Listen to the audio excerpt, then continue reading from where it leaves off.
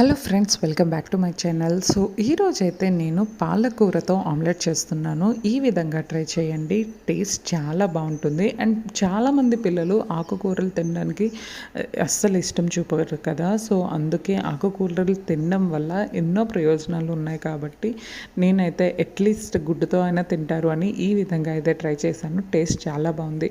So first అయితే నేను చక్కగా కట్ చేసుకొని మనం శుభ్రం చేసుకోవాలి వీడియోలో చూపించే విధంగా. తర్వాత నేనైతే ఒక ప్యాన్ తీసుకున్నాను. ప్యాన్లో కొంచెం ఆయిల్ వేసుకుంటున్నాను. సో ఎగ్ అనేది మనం ఎన్ని ఎగ్స్ మనకు కావాలి అనేది ముందుగానే ఒక గిన్నెలో వేసుకొని, నేను ఇక్కడ 2 ఎగ్స్ వేసుకుంటున్నాను. అందులో ఉప్పు కారం అన్నీ వేసుకోవాలి.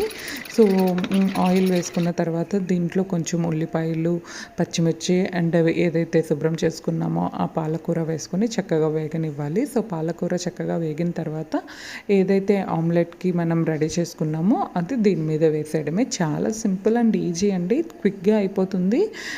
వర్కింగ్ ఉమెన్స్కి కానీ అండ్ బ్యాచిలర్స్కి కానీ చాలా యూజ్ఫుల్. ఒక్కసారి ట్రై చేయండి. ఐ హోప్ మీకు ఈ వీడియో నచ్చింది అనుకుంటున్నాను. Thank you for watching my video. Please like it, share it and comment it. Thank you.